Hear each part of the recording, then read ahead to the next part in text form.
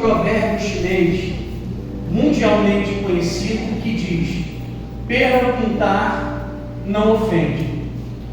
Só que esse provérbio, ou esse ditado, como é costumeiramente conhecido, ele não traz no seu teor, no seu conteúdo, uma verdade absoluta.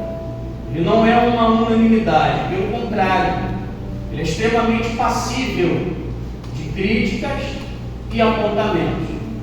E qual é a primeira crítica que esse provérbio sofre? É que nem toda pessoa que pergunta, nem toda pessoa que questiona, que pensa, ela questiona e pergunta baseado em uma virtude nobre de deixar a obscuridade da ignorância. Todas as vezes que eu me referi à expressão ignorância, não confunda pensando que é sinônimo de alguém que tem uma personalidade grossa ou estúpida. Grosso não quer dizer ignorante. Ignorante significa aquele que é desprovido de conhecimento em determinado assunto ou área.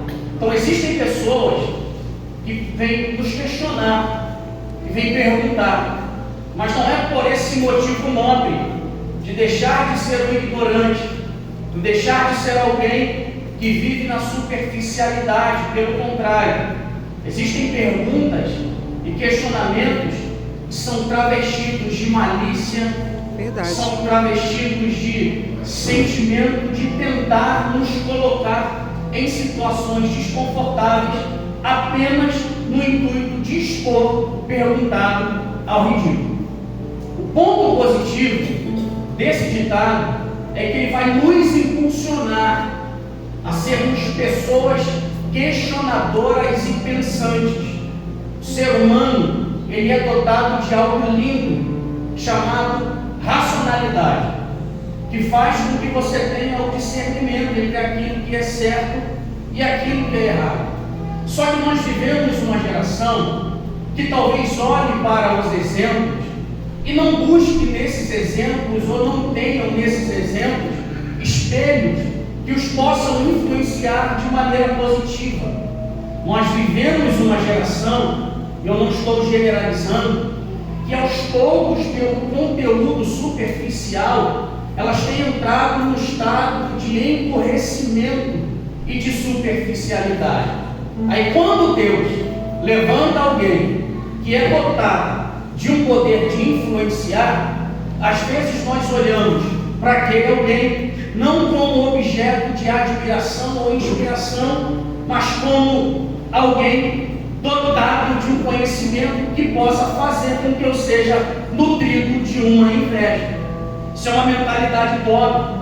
Quando eu falo mentalidade pobre, eu não estou falando vinculada à questão de escassez de dinheiro, porque a mentalidade pobre, quando vê alguém que sabe mais, que conhece mais, que tem mais proporção, a mente e o coração é tão envenenado que começa a querer desejar aquilo que o outro tem e não o vê como alguém que luta a mesma batalha, mas vê alguém como seu próprio inimigo. Meu Deus. Mas a mentalidade rica, quando começa a conviver com alguém que sabe mais, que conhece mais e que pode contribuir, ele levanta as mãos para os céus e agradece a Deus, porque se eu ando com alguém que eleva o meu nível, eu tenho que olhar para Deus e agradecer porque Ele tem me dado a oportunidade de conviver com pessoas que vão me impulsionar a sair da superficialidade, a sair do cercado que vivo. Aqueles que já foram meus alunos, quer no seminário ou na escola bíblica dominical,